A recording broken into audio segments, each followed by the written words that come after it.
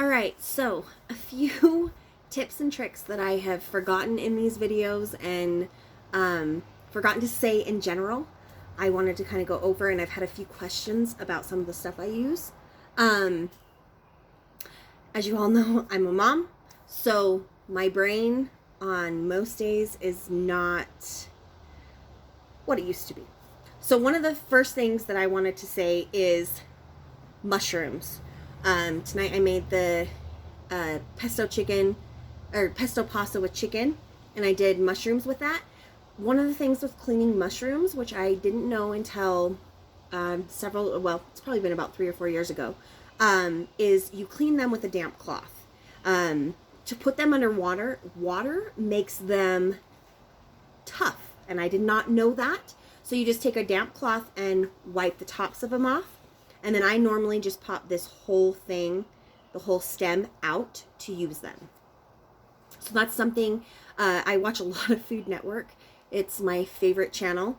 And so I watch a lot of Rachel Ray. I watch a lot of Anne Burrell, Tyler Florence, Bobby Flay.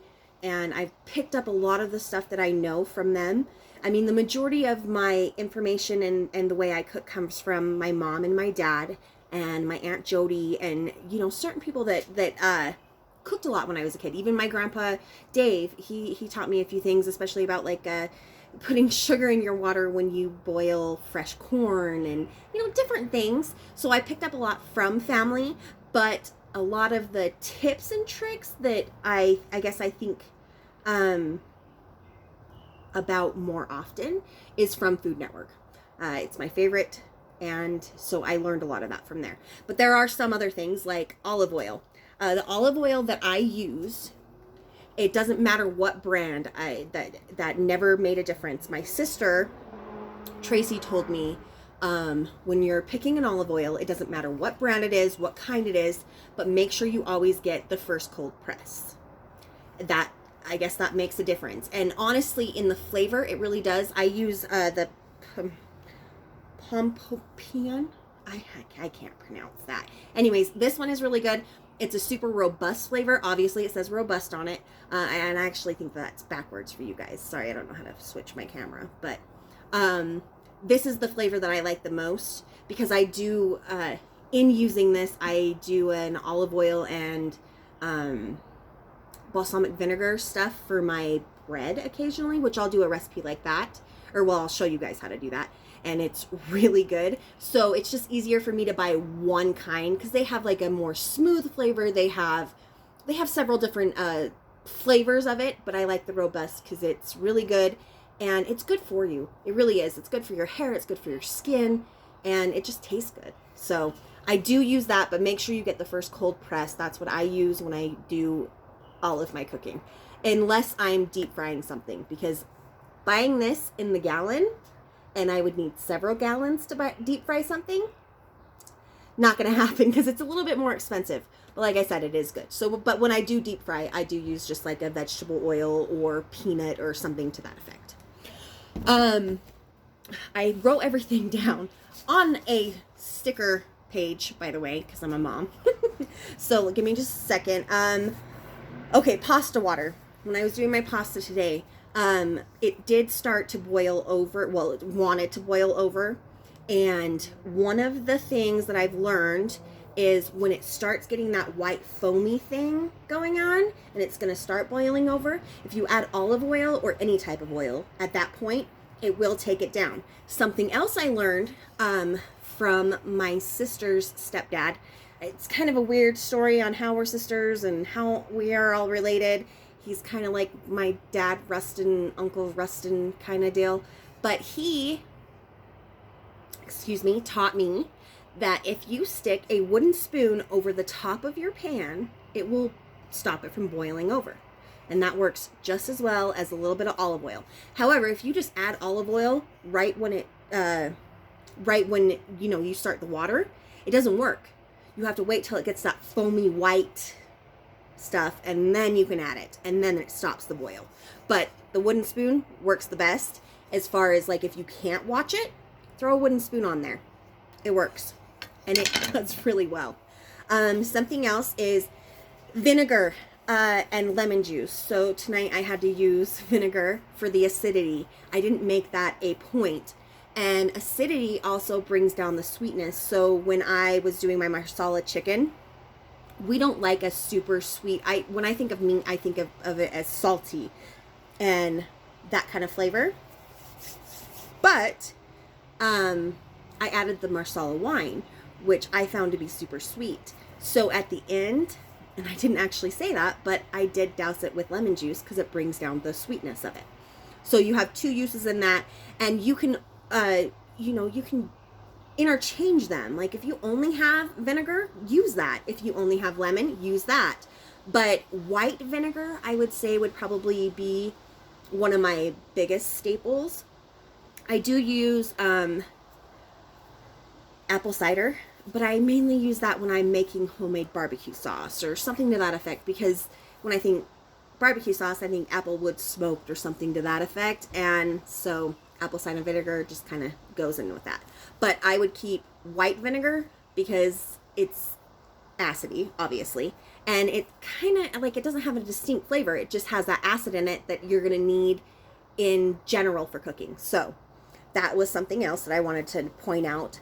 My knives. My go-to knife these days is my Cutco's. My nephew Mason was selling these for a while, and I did buy a set, and they are amazing. They're lifetime warranty. My Aunt Jody has a set, and I love these. This is my favorite knife.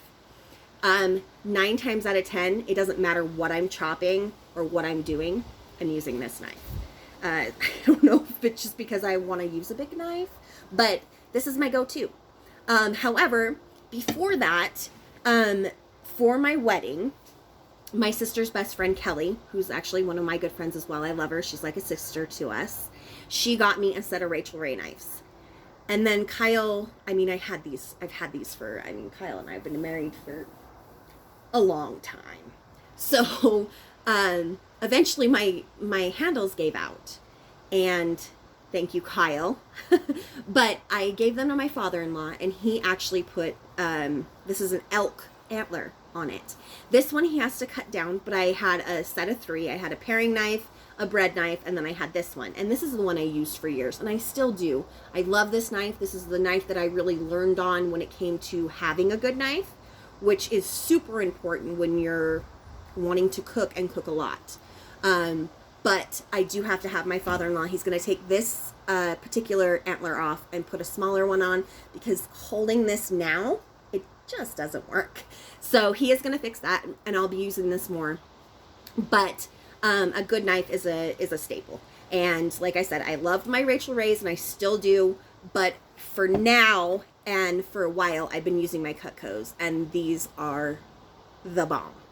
So also with the Cutco's, and I did want to point this out, when you buy a set, and they are really expensive, and if he wouldn't have been my nephew, I probably wouldn't have bought him, but he is, and I love him and his cute little head when he was a baby and his little milk belly. I couldn't help myself.